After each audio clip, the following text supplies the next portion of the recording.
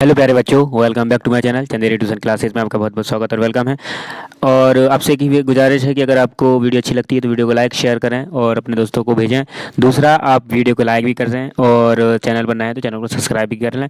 तो आज हम पढ़ने वाले हैं कक्षा 10वीं की जो सामाजिक विज्ञान के अंदर जो भूगोल है, आपका ये किताब है ना भूगोल, उसके हम पढ़ने वाले हैं ऑब्जेक्टिव प्रश्न। और हम पढ़ने वाले हैं इसमें अध्याय पहला है जो आपका क्या नाम है इसका, संसाधन एवं विकास। इसके कम से कम 275 के लगभग हम यहाँ पर इसके एमसीक्यू पढ़ने वाले हैं विद आंसर। तो आप वीडियो को बने रहें और वीडियो को फास्ट करके देख सकते हैं। चलिए वीडियो को हम स्टार्ट कर लेते हैं। तो हमारा यहाँ पर क्या है, संसाधन एवं विकास, ये हमारा चैप्टर है। तो हम यहाँ पर इसको पढ़ते हैं। तो चलिए हम इसको स्टार्ट कर लेते हैं। पहला क्वेश्चन हमारा है, भारत में मिट्टी के कितने प्रकार पाए जाते हैं? 6 प्रकार पाए जाते हैं।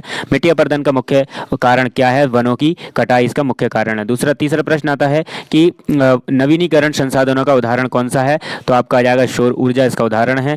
भू संरक्षण का कौन सी विधि उपयुक्त है? तो वृक्षारोपण उपयुक्त है। अगला प्रश्न आता है उसके बाद हमारा यहाँ पर कौन सा कि भारत में जल संसाधन का सबसे अधिक उपयोग किस क्षेत्र में होता है? तो किस क्षेत्र में उपयोग होता है इसका? तो इसका उपयोग होता है आपका एक मिनट रुकना, हाँ, कहाँ होता है इसका उपयोग? कृषि क्षेत्र में इसका उपयोग होता है।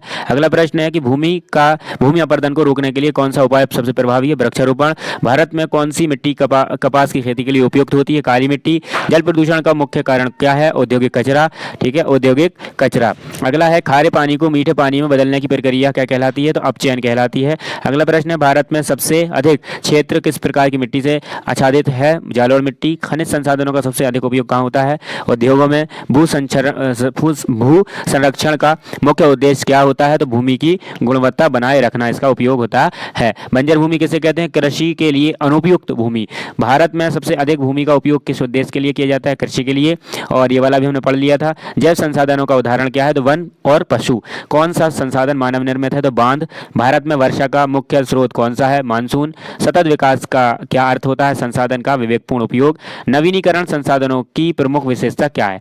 अब यहाँ तक तो ये हो गए थे आपके, ठीक है, एक वाक्य जैसे। अब मैंने इनको क्या है, दोबारा से मैंने ऑप्शन दे दिए। अब आपको क्या करना है कि ये किताब के ऑब्जेक्टिव हैं, तो आपको इसको पढ़ के ऑप्शन को देखना है। फिर क्वेश्चन पढ़ने के बाद आपको क्या करना है, इसमें आपके जो ऑब्जेक्टिव है उनको देखना है, ऑप्शनों को देखना है, फिर उसके बाद आंसर करना है। तो नवीनीकरण संसाधनों की प्रमुख विशेषता क्या है? तो मैं तो सिर्फ आपको आंसर बता दे रहा हूँ।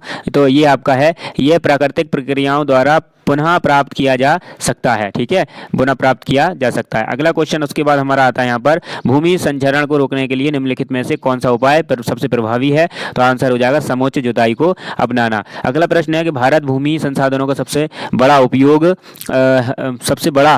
किस श्रेणी में किया जाता है? तो आपका आंसर हो जाएगा कृषि भूमि में। किस में हो जाएगा? कृषि भूमि में हो जाएगा। अगला प्रश्न आता है उसके बाद, मिट्टी अपरदन किस कारण से होता है? तो आपका हो जाएगा आंसर बी वाला। कौन सा?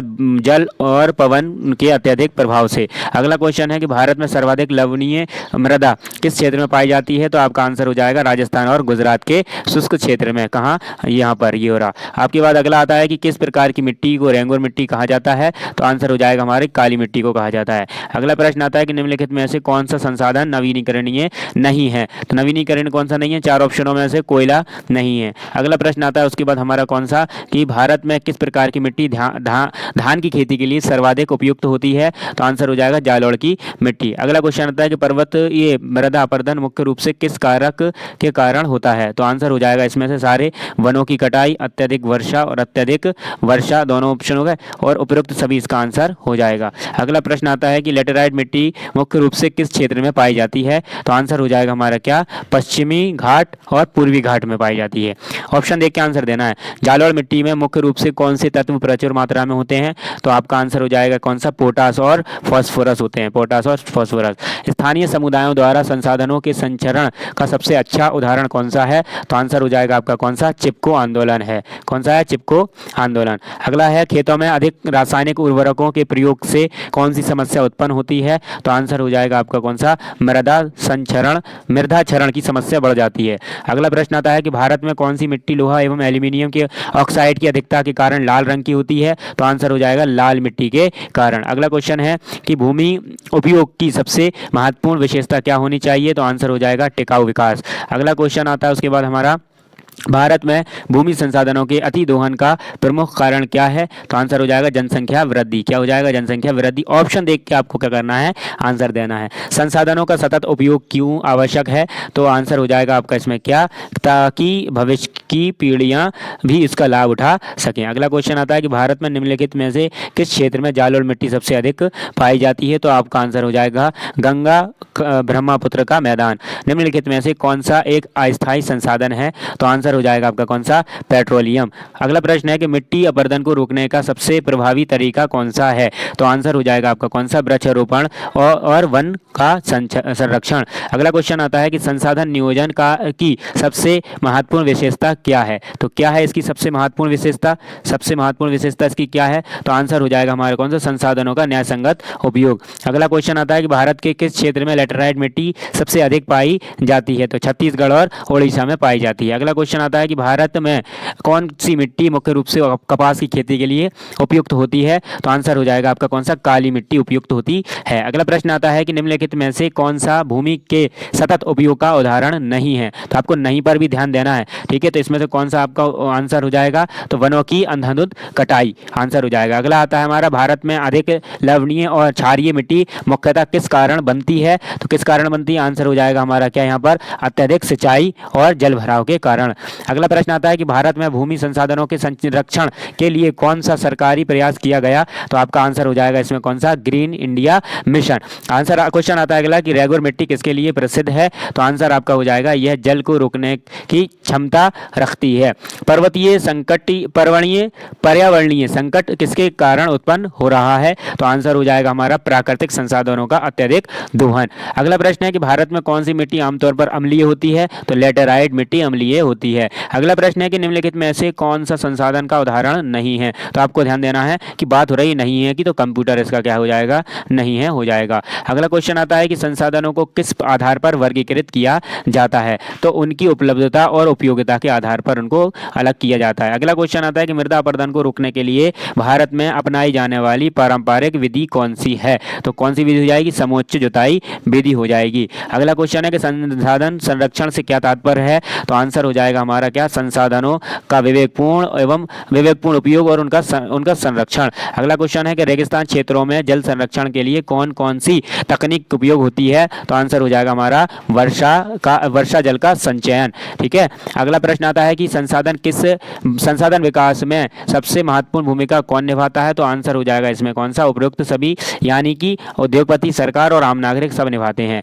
क्वेश्चन अगला है कि कौन सा संसाधन असीमित मात्रा में उपलब्ध होता है? तो सौर ऊर्जा है। भारत में कौन से राज्य में जालोड़ मिट्टी सबसे अधिक मात्रा में पाई जाती है? तो उत्तर प्रदेश में पाई जाती है। आपका ऑप्शनों को देख के आंसर देना है। अगला प्रश्न आता है कि कौन सी मिट्टी मुख्य रूप से पश्चिम तटवर्ती क्षेत्रों में पाई जाती है? तो आंसर हो जाएगा हमारा कौन सा? लेटेराइट मिट्टी पाई जाती है। अगला क्वेश्चन आता है उसके बाद हमारा कि वनों की कटाई का दीर्घकालिक प्रभाव क्या हो सकता है? तो आंसर हो जाएगा इसमें हमारा बी वाला, मिट्टी का क्षरण और पर्यावरण असंतुलन।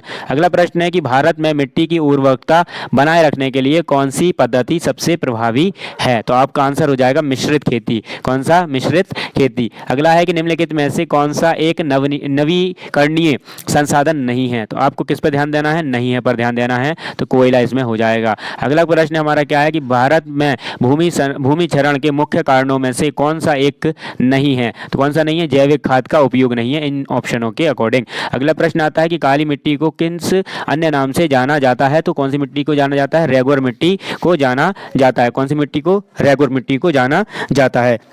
अगला क्वेश्चन आता है उसके बाद हमारा कौन सा कि जालोड़ मिट्टी में कौन सा तत्व प्रचुर मात्रा में पाया जाता है? तो कौन सा पाया जाता है प्रचुर मात्रा में? पोटास पाया जाता है। अगला प्रश्न आता है कि रेगिस्तानी क्षेत्रों में पानी के संरक्षण के लिए कौन सी पारंपरिक पद्धति अपनाई जाती है? तो कौन सी अपनाई जाती है? बावड़ियाँ और तालाब वाली अपनाई जाती हैं। अगला प्रश्न आता है उसके बाद हमारा कि भूमि उपयोग के प्रकारों में कौन शामिल नहीं है? तो हमें नहीं पर भी ध्यान देना है। तो आंसर इसमें से क्या हो जाएगा हमारा? चट्टानों की भूमि चट्टानों की भूमि। आंसर क्वेश्चन है, भारत में लेटराइट मिट्टी के निर्माण का मुख्य कारण क्या है? तो आंसर हो जाएगा आपका उच्च तापमान और भारी वर्षा। क्या हो जाएगा? उच्च तापमान और भारी वर्षा। अगला क्वेश्चन है कि पर्यावरण संरक्षण के लिए कौन सा उपाय सबसे उपयुक्त है? तो कौन सा है? जैविक खेती। इन ऑप्शनों के अकॉर्डिंग देखना है हमें, ठीक है। अगला है कि भारत में निम्नलिखित में से कौन सी मिट्टी सबसे अधिक क्षेत्र में फैली हुई है? कौन सी फैली हुई है? जालोर मिट्टी फैली हुई है। अगला प्रश्न आता है कि निम्नलिखित में से कौन सा संसाधन पुनः प्राप्त नहीं किया जा सकता? तो आपको ध्यान रखना है, नहीं किया जा सकता भी लिखा हुआ है, तो आपका आंसर हो जाएगा इसमें ऑप्शनों के अकॉर्डिंग पेट्रोलियम नहीं किया जा सकता। अगला है पश्चिमी भारत के शुष्क क्षेत्रों में कौन सी मिट्टी पाई जाती है? तो मरुस्थलीय मिट्टी पाई जाती है। कौन सी पाई जाती है? मरुस्थलीय मिट्टी पाई जाती है। अगला प्रश्न है कि भारत पर्वतीय क्षेत्रों में भूमि के कटाव को कम करने के लिए कौन सी कृषि पद्धति उपयुक्त होती है? तो समुच्च पद्धति उपयुक्त होती है। अगला प्रश्न आता है कि कौन सा संसाधन जैव संसाधन यानी कि बायोटिक रिसोर्सेज का उदाहरण नहीं है? तो नहीं है तो क्या आ जाएगा आंसर आपका? खनिज आ जाएगा आपका आंसर। अगला प्रश्न आता है उसके बाद 73वां, मृदा अपरदन को रोकने के लिए कौन सा सरकारी कार्यक्रम चलाया जा रहा है? तो कौन सा चलाया जा रहा है? वाटर शेड प्रबंधन योजना चलाया जा रहा है। अगला प्रश्न आता है संसाधन नियोजन में पहला चरण क्या होता है? तो क्या होता है? औद्योगिक। क्या होता है आपका? संसाधनों की सूची और पहचान सूची बनाना, मतलब संसाधनों की पहचान और सूची बनाना। अगला प्रश्न है अध्ययनरत में संसाधनों के असमान वितरण का मुख्य कारण क्या है? तो आपका उत्तर हो जाएगा जलवायु में विविधता। क्या? जलवायु में विविधता। अगला प्रश्न है कि भूमि उपयोग का सबसे महत्वपूर्ण निर्धारक कौन है? तो आंसर हो जाएगा भूमि की उर्वरकता। अगला क्वेश्चन है कि भारत में मिट्टी अपरदन का सबसे बड़ा कारण कौन सा है? वनों की कटाई। कौन है? वनों की कटाई है। अगला प्रश्न है कि भारत में कौन सी मिट्टी लोहे और एल्यूमिनियम की अधिकता के कारण लाल रंग की होती है? तो कौन सी होती है? लाल मिट्टी होती है। अगला क्वेश्चन है कि कौन सी तकनीक रेगिस्तान क्षेत्रों में जल संरक्षण के लिए उपयुक्त है? तो आपका क्वेश्चन आंसर हो जाएगा टैंक सिंचाई विधि। ठीक है, टैंक सिंचाई विधि। लेटराइट मिट्टी मुख्य रूप से किस फसल के लिए उपयुक्त होती है? तो आंसर हो जाएगा चाय और कॉफी के लिए हो जाएगा, चाय और कॉफी के लिए। अगला क्वेश्चन है संसाधन प्रबंधन का मुख्य उद्देश्य क्या है? तो आपका आंसर हो जाएगा यहाँ पर संसाधनों का सतत उपयोग। उसके बाद आता है हमारा कि भारत के किन राज्यों में काली मिट्टी अधिक पाई जाती है? तो मध्य प्रदेश और महाराष्ट्र में पाई जाती है। अगला प्रश्न आता है कि भारत में कौन सा संसाधन सबसे अधिक मात्रा में उपलब्ध है? तो कौन सा है? जल उपलब्ध है। अगला क्वेश्चन आता है कि संसाधनों का अत्यधिक दोहन किस समस्या को जन्म दे देता है? तो पर्यावरणीय असंतुलन को जन्म दे देता है। अगला प्रश्न आता है उसके बाद हमारा कि समुच्च जुताई का मुख्य उद्देश्य क्या है? तो आपका आंसर आ जाएगा इसमें मृदा अपरदन, यानी कि मृदा अपरदन को रोकना। अगला क्वेश्चन आता है हमारा क्या कि कौन सा संसाधन अद्वितीय रूप से नवीनीकरण और अजैविक दोनों हो सकता है? तो पानी। अगला क्वेश्चन है भारत में रेंगुर मिट्टी मुख्य रूप से किसके लिए जानी जाती है? तो आंसर हो जाएगा हमारा कपास की खेती। फिर अगला क्वेश्चन आता है कि भारत में भूमि सुधार का एक प्रमुख कार्यक्रम कौन सा है? तो भूमि सुधार अधिनियम। कौन है? भूमि सुधार अधिनियम। अगला है भारत में सर्वाधिक वन क्षेत्र किस राज्य में पाया जाता है? तो मध्य प्रदेश में। कौन सी तकनीक मिट्टी संरक्षण के लिए प्रभावी नहीं है? तो आपको ध्यान किस पे देना है? नहीं पर ध्यान देना है, वनों की कटाई। अगला प्रश्न आता है कि भारत में संसाधन नियोजन का पहला चरण क्या है? तो पहला चरण क्या है इसमें हमारा? तो पहला चरण संसाधनों की पहचान और सर्वेक्षण। अगला है पृथ्वी पर संसाधनों का असमान वितरण किसके कारण होता है? असमान वितरण किसके कारण होता है? उपयुक्त सभी, यानी कि भौगोलिक संरचना, प्राकृतिक प्रक्रियाएं, उपयुक्त सभी। ठीक है। उसके बाद आता है हमारा क्या प्रश्न कि लाल मिट्टी को उपजाऊ बनाने के लिए कौन सा उर्वरक अधिक उपयोगी होता है? तो कौन सा होता है? चूना और ह्यूमस। ये आपके क्या होते हैं जरूरी। निम्नलिखित में से कौन सा एक भौतिक संसाधन नहीं है? क्या नहीं है? नहीं है तो मानव श्रम नहीं है। अगला प्रश्न है कि नवीनीकरणीय संसाधनों की विशेषता क्या होती है? तो आंसर हो जाएगा इसका क्या? बी वाला, है ना, ये प्राकृतिक द्वारा पुनः भरे जा सकते हैं। अगला प्रश्न हमारा है कि भारत में सर्वाधिक मिट्टी अपरदन किस गतिविधि के कारण होता है? तो आपका आंसर हो जाएगा अवैज्ञानिक पद्धति। कौन सा? अवैज्ञानिक पद्धति के द्वारा। अगला है लेटराइट मिट्टी को किसी कमी के कारण कम उपजाऊ माना जाता है? तो किसके कारण? कार्बनिक पदार्थ। किसके कारण? कार्बनिक पदार्थ के कारण। अगला प्रश्न है भारत में किस क्षेत्र में मरुस्थलीकरण की समस्या सबसे अधिक है? तो किसके है? राजस्थान। किसके है? राजस्थान के। अगला प्रश्न आता है हमारा क्या कि सतत विकास का क्या अर्थ है? तो आंसर हो जाएगा हमारा क्या? केवल इसका आंसर हो जाएगा सिर्फ केवल नहीं, आंसर हो जाएगा संसाधनों का इस तरह उपयोग करना कि भविष्य की पीढ़ियां भी इसका लाभ उठा सकें। अगला प्रश्न आता है, भारत में कौन सा संसाधन मुख्य रूप से जल विद्युत उत्पादन के लिए किया जाता है? तो आंसर हो जाएगा हमारा पानी। 100 क्वेश्चन हो गए हैं। अगर आप लोग को वीडियो अच्छी लग रही है तो वीडियो को लाइक ज़रूर करें, ठीक है, वीडियो को लाइक करें और चैनल पर नए हैं तो चैनल को सब्सक्राइब भी कर दें और वीडियो को शेयर, है ना, अपने दोस्तों में इसको क्या कर दें, शेयर भी कर दें, ठीक है।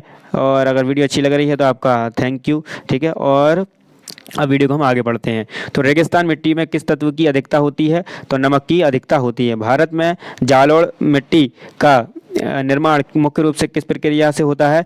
तो आपका आंसर हो जाएगा अपक्षय और अपर्दन के कारण। भारत में संसाधनों का न्यायसंगत वितरण सुनिश्चित करने के लिए कौन सी योजना शुरू की गई थी? तो राष्ट्रीय भूमि उपयोग नीति शुरू की गई थी। अगला प्रश्न आता है हमारा कि मिट्टी की उर्वरकता बनाए रखने के लिए कौन सा उपाय सबसे प्रभावी है? तो कौन सा है? जैविक खाद का उपयोग और फसल चक्र। यह हमारा क्या हो जाएगा, इंपॉर्टेंट आंसर हो जाएगा। अगला क्वेश्चन है कि खनिज संसाधनों का सीमित मात्रा में उपलब्ध होना किसका उदाहरण है? तो आंसर हो जाएगा हमारा कौन सा? अनवीनीकरणीय संसाधन। कौन सा? अनवीनीकरणीय संसाधन हो जाएगा। अगला क्वेश्चन आता है कि जालोढ़ मिट्टी किस क्षेत्र में सबसे अधिक पाई जाती है? तो नदियों के मैदान में पाई जाती है। कहाँ पाई जाती है? नदियों के मैदान में। अगला है कि मृदा अपरदन को कम करने के लिए कौन सी पारंपरिक तकनीक उपयोगी है? तो आंसर हो जाएगा हमारा क्या? पहली वाला, वृक्षारोपण, ठीक है। अगला प्रश्न आता है कि भारत के किस क्षेत्र में लैटेराइट मिट्टी का विस्तार अधिक है? तो आप कहेंगे कि पश्चिम, कहाँ से? पश्चिमी घाट और पूर्वी घाट से है। अगला प्रश्न आता है कि कौन सी मिट्टी में नमी को अधिक समय तक बनाए रखने की क्षमता होती है? तो आंसर हो जाएगा हमारा कौन सा? काली मिट्टी। कौन सा हो जाएगा हमारा? काली मिट्टी आंसर हो जाएगा। अगला प्रश्न आता है कि वन संरक्षण से किस प्रकार के संसाधनों का संरक्षण होता है? तो जैव संसाधन। किसके संसाधन? जैव संसाधन का। अगला प्रश्न आता है कि वह प्रक्रिया जिससे वनों को फिर से उगाया जा सकता है क्या कहलाता है? वनीकरण। क्या कहलाता है? वनीकरण कहलाता है। अगला आता है कि पर्वतीय क्षेत्रों में मिट्टी का कटाव को रोकने के लिए कौन सा उपाय उपयुक्त होता है? तो आंसर हो जाएगा हमारा समुच्चय जुताई और सीढ़ीदार खेती। अगला प्रश्न आता है उसके बाद हमारा, भारत में संसाधनों के टिकाऊ प्रबंधन के लिए कौन सी नीति महत्वपूर्ण है? तो आपका आंसर हो जाएगा कौन सा? Green India mission. अगला प्रश्न आता है हमारा कि भारत में जल संकट के समाधान के लिए कौन सा तरीका सबसे प्रभावी है? तो आपका आंसर हो जाएगा यहाँ पर वर्षा का संचयन करना, वर्षा को रोक के रखना।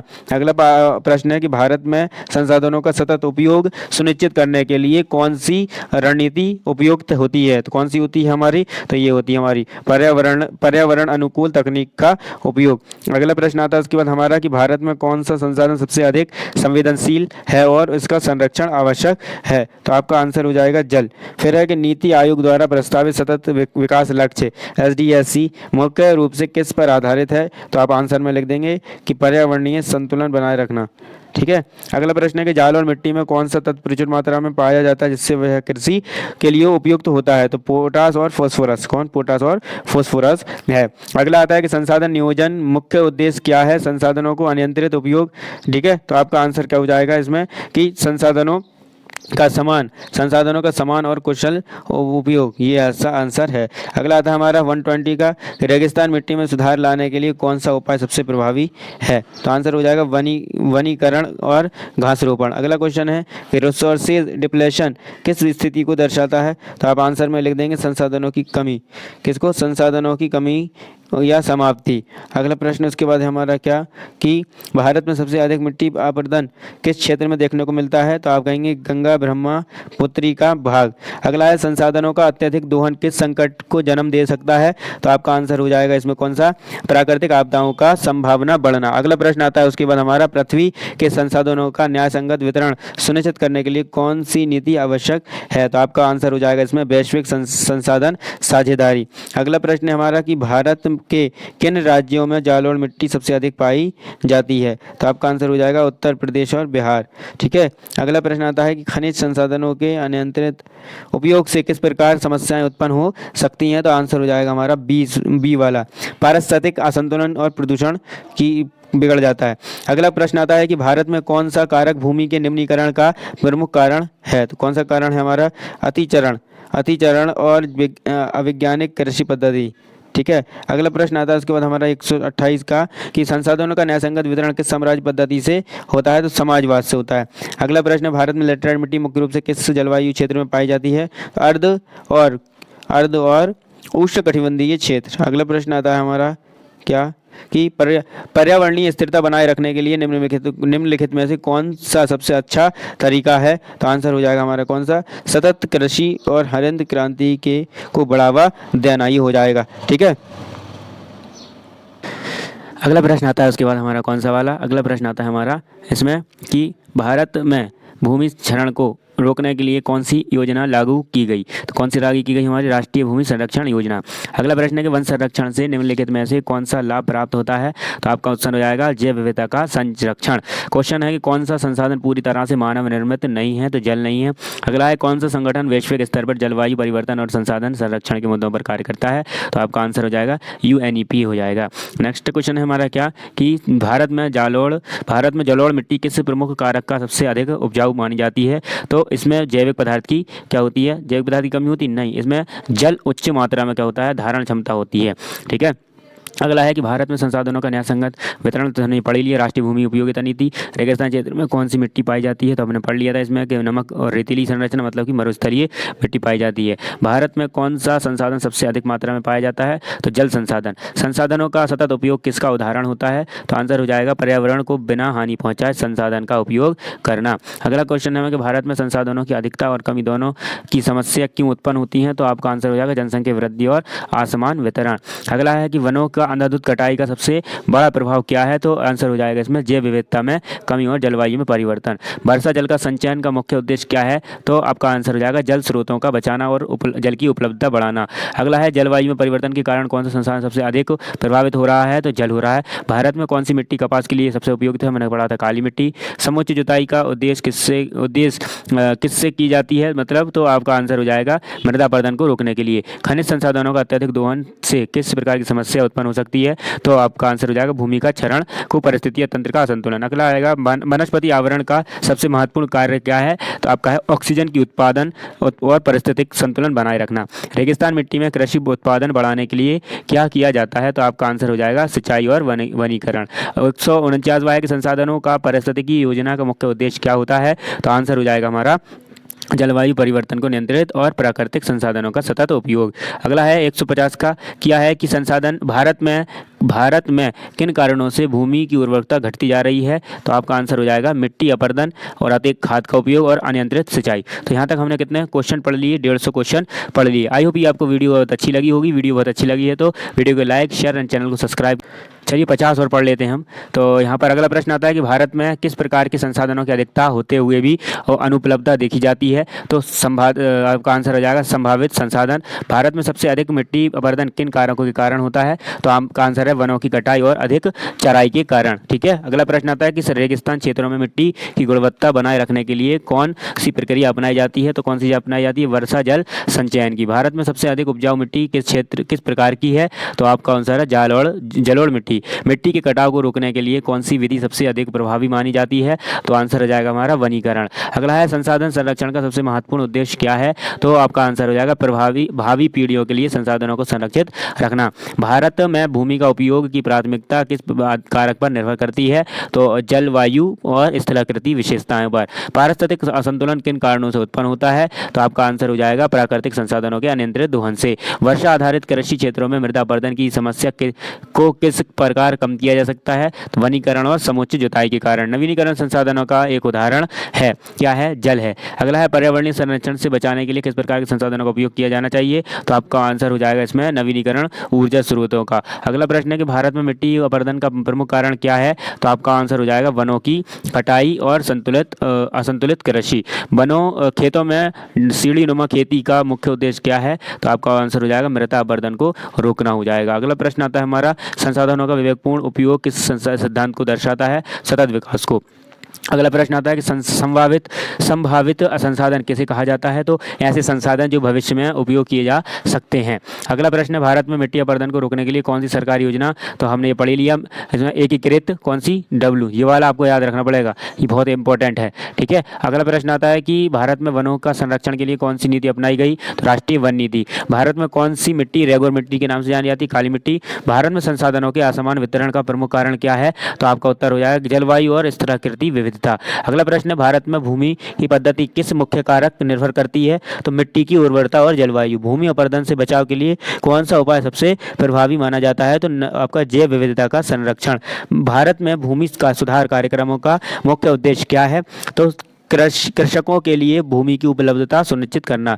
संरक्षित वन क्षेत्र घोषित करने का मुख्य उद्देश्य क्या है? तो आपका आंसर हो जाएगा वनस्पति और जैव विविधता का संरक्षण। ठीक है, ये वाला हो जाएगा आपका। अगला प्रश्न है कि भारत में कौन सा संसाधन सर्वाधिक उपयोग में लाया जाता है? तो जल सबसे ज़्यादा उपयोग में लाया जाता है। अगला है, भारत में भूमि का सबसे बड़ा हिस्सा किस उपयोग होता है ना, किसके लिए उपयोग होता है? तो आपका आंसर है कृषि के लिए। मृदा संरक्षण के लिए सबसे प्रभावी तरीका कौन सा है? वृक्षारोपण। संसाधनों का सतत उपयोग का मुख्य उद्देश्य क्या है? तो आंसर हो जाएगा हमारा वर्तमान और भविष्य की आवश्यकताओं को संतुलित करना। वनों की अंधाधुंध कटाई के कारण कौन सी समस्याएं उत्पन्न हो सकती हैं? तो जलवायु, आपका हो जाएगा जलवायु परिवर्तन। ठीक है, अगर ज़्यादा पेड़ काट दोगे तो जलवायु परिवर्तन। हमें ऑप्शनों को देख के आंसर देना है। पृथ्वी दिवस क्यों मनाया जाता है? तो आपके लिए इंपॉर्टेंट वाला क्वेश्चन हो गया। तो आपका आंसर हो जाएगा इसमें कौन सा? प्राकृतिक संसाधनों के संरक्षण के लिए जागरूकता बढ़ाने हेतु इसको मनाया जाता है। अगला है कि मृदा अपरदन को रोकथाम के लिए भारत में कौन सी योजना चलाई जाती है? तो राष्ट्रीय मृदा संरक्षण योजना चलाई जाती है। अगला प्रश्न आता है हमारा कौन सा कि भारत में जल संकट का मुख्य कारण क्या है? तो आपका आंसर हो जाएगा जल संसाधनों का असमान वितरण। किस मिट्टी का मिट्टी का जल धारण क्षमता सबसे अधिक होती है? तो काली मिट्टी की। भूमि संसाधन प्रबंधन का मुख्य उद्देश्य क्या है? भूमि का सतत उपयोग सुनिश्चित करना। कृषि योग्य बंजर भूमि का क्या तात्पर्य होता है? तो वह भूमि जो अस्थायी रूप से अनुपयोगी हो गई है। अगला प्रश्न आता है कि भारत में कृषि योग्य बंजर भूमि को बढ़ने का मुख्य कारण क्या है? तो आपका आंसर हो जाएगा इसमें जलवायु परिवर्तन और अति दोहन, इसका कम दोहन करना। अगला, वृक्षारोपण का सबसे बड़ा लाभ क्या होता है? तो आपका आंसर हो जाएगा मृदा संरक्षण और कार्बन संतुलन बनाए रखना, ये वाला। अगला प्रश्न आता है हमारा कि रेगिस्तान क्षेत्रों में वनीकरण का मुख्य उद्देश्य क्या है? तो आपका आंसर हो जाएगा मरुस्थलीकरण रोकना और जल संतुलन बनाए रखना। भूमि उपयोग परिवर्तन किस कारण से होता है? तो आंसर हो जाएगा हमारा शहरीकरण और औद्योगिकरण। भारत में भूमि संसाधनों के असमान वितरण का सबसे बड़ा कारण क्या होता है? तो इसका जलवायु और स्थलीकरण की विविधता। अगला प्रश्न आता है हमारा कौन सा कि निम्नलिखित में से कौन सा संसाधन अक्षय नहीं है? पेट्रोलियम। भारत में जलोढ़ मिट्टी किन राज्यों में सबसे अधिक पाई जाती है? पंजाब और बिहार। रेगिस्तान क्षेत्र में नहर सिंचाई का मुख्य उद्देश्य क्या होता है? तो जल संरक्षण। भारत में मृदा अपरदन को रोकने के लिए किस तकनीक का उपयोग किया जाता है? समुच्च जुताई और टेरेस खेती। ठीक है, टेरेस खेती। संभावित संसाधन से क्या तात्पर्य होता है? तो आंसर हो जाएगा ऐसे संसाधन जो अभी विकसित नहीं हुए हैं लेकिन भविष्य में उपयोग किए जा सकते हैं। भारत में सबसे अधिक कृषि योग्य भूमि किस राज्य में है? तो आंसर आ जाएगा उत्तर प्रदेश। मिट्टी क्षरण मुख्य रूप से किसके कारण होता है? तो वनों की कटाई और अति चराई से। लाल मिट्टी को लाल रंग किसके कारण होता है? तो उसमें लोहे के ऑक्साइड की उपस्थिति के कारण। भूमि उपयोग में बदलाव सबसे अधिक महत्वपूर्ण कारण कौन सा है? तो शहरीकरण और औद्योगिकरण। 99 नंबर का है हमारा कि भारत में जल संरक्षण की सबसे प्रभावी विधि कौन सी मानी जाती है? तो आपका उत्तर हो जाएगा इसमें कौन सा? वर्षा जल संचयन और जल पुनर्भरण। अगला क्वेश्चन है हमारा कि भूमि की उपलब्धता बढ़ाने के लिए कौन सी प्रक्रिया सबसे कारगर है? तो आपका आंसर हो जाएगा जैविक खादों का उपयोग। तो आई होप ये वीडियो आपको बहुत अच्छी लगी होगी। वीडियो लाइक सब्सक्राइब करें चैनल को और अपने दोस्तों को जरूर शेयर करें। Thanks for watching. मिलते हैं नेक्स्ट वीडियो में। इसके बाद मैं आपको और कुछ वीडियो भी यहाँ पर डालने वाला हूँ, तो आप उनको जरूर देख लेना।